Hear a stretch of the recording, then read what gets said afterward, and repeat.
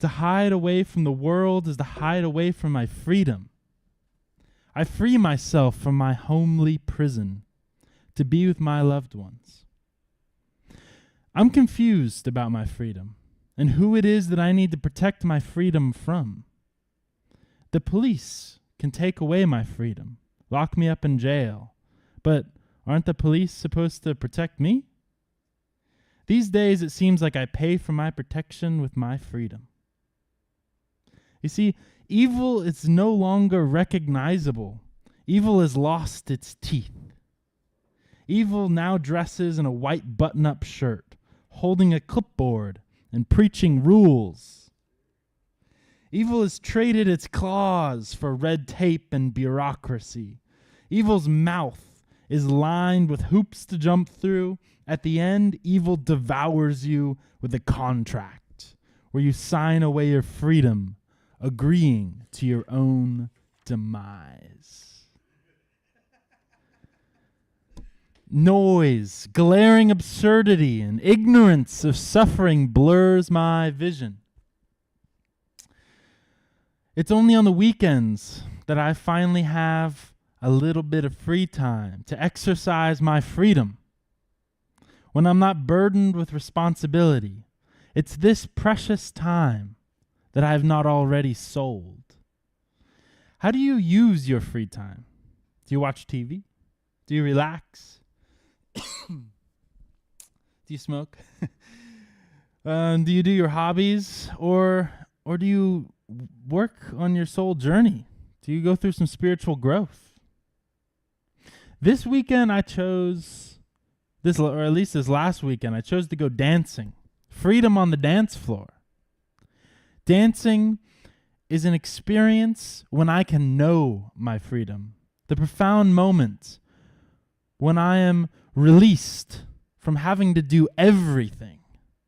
My mind doesn't have to think anymore. My body just has to feel the music.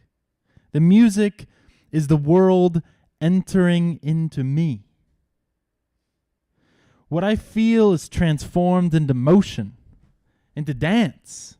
And it doesn't need to be processed by my critical mind.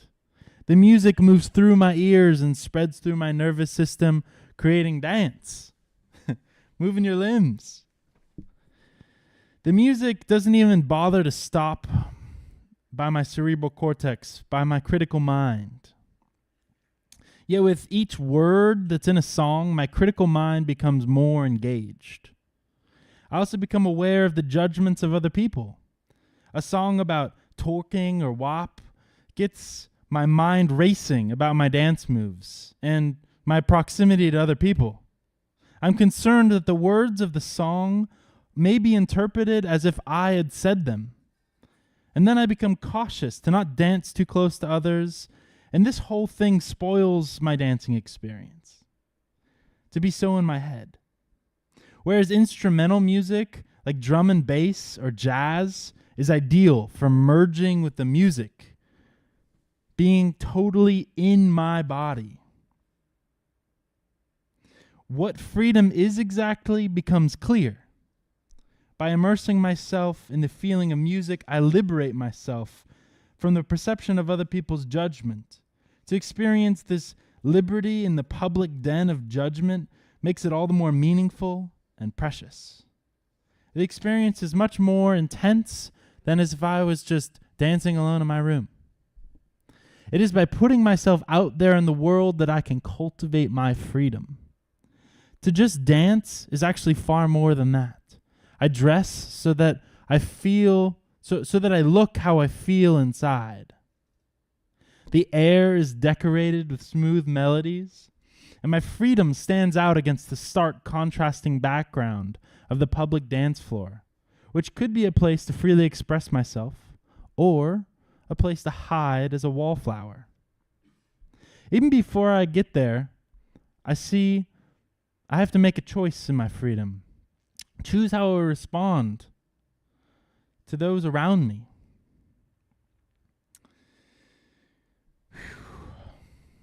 What is my freedom? That's what I gotta wonder.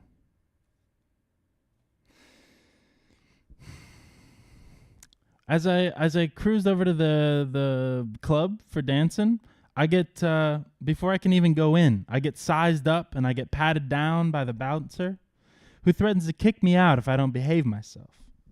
And finally, I'm allowed to go inside after proving that I can put my freedom on the line. That I can put my freedom on the line later by drunk driving. I got to show my driver's license before I can get in the bar. I immerse myself in all the other people who are putting their freedom on the line tonight. Their judgment of my free dancing is the next challenge I need to face. Out of all these people, some of them are sure to know me, and oftentimes my friends that I see at the bars, they want to go on some sort of bar crawl. And that could be the last straw. The last obstacle before I can finally feel free to dance and express my soul. At first, I want to rage against all the people who threaten my freedom, but I've come to realize that I wouldn't know what my freedom was without them. Think about it. If you were in space, in a vacuum, without anything to interact with, just floating in the nothingness, out there in space, the passionate flame of freedom would extinguish. We are somewhere between floating in space with no freedom and on the run with all of our stolen freedom like Bonnie and Clyde. I see how neither of these extremes are what I want in my life. Maybe the middle way is what I'm after. Or maybe the dynamic waves of giving away my freedom so I can know what it is that I take back. Beneath my last resistance, my heart opens, and the cosmos opens with possibility. As above, so below. As within, so is around me. The only way out is within, and the kingdom of God is within. What is worthwhile outside of me? That's what I wonder. What is worthwhile outside of me? I see a whole lot of distractions, a whole lot of babble, and a whole lot of sales tactics. Then there's these wonderful moments that are becoming more and more frequent among those that I choose to be around. These wonderful moments are when we open up about our spiritual journey, which is truly important to us. I discover that I'm not alone on my spiritual journey. We are just reserved about it most of the time. Those who are more and more open about their soul seem to be more confident in who they are. They also seem happy, calm, and steady. We are so young, and this moment is now.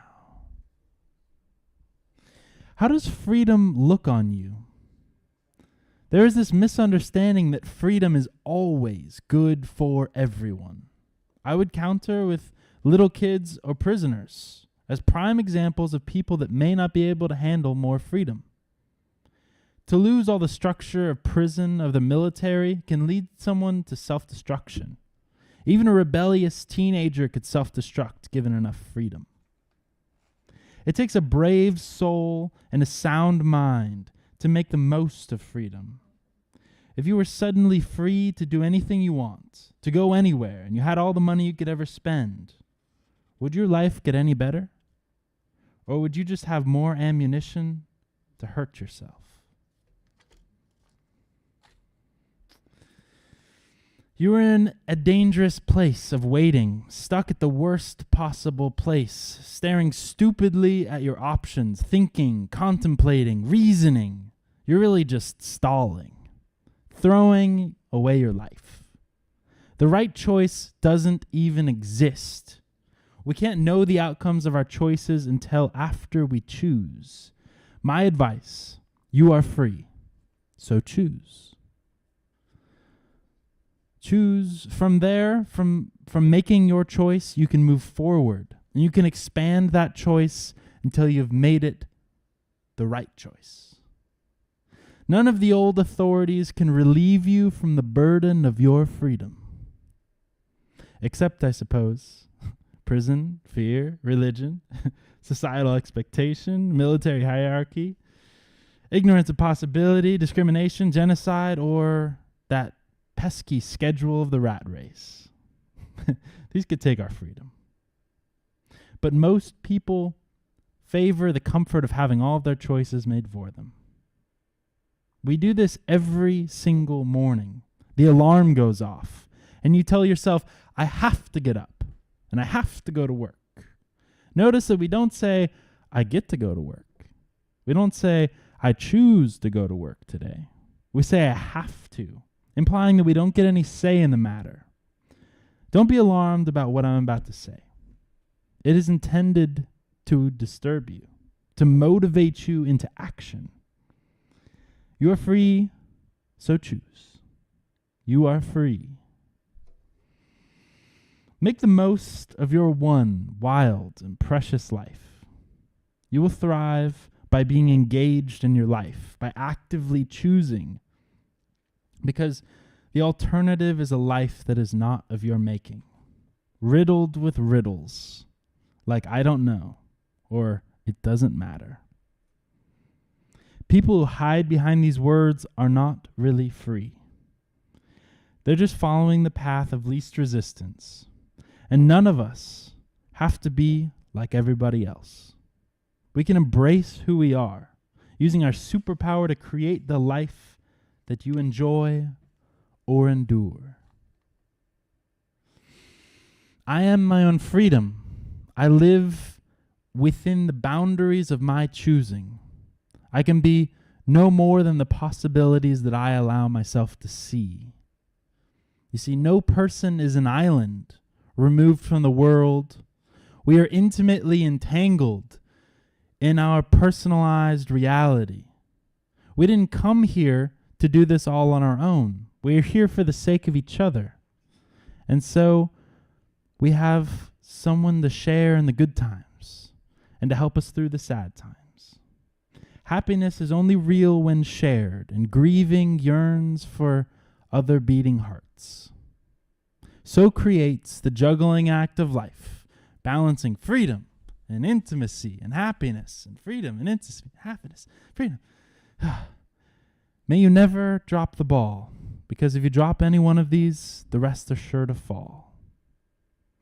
Freedom, freedom, freedom. It doesn't exist in a vacuum, like an isolated island, or like some freakish lumberjack freezing his ass off in Alaska. Freedom that we can access is right here, together. Freedom in our situation.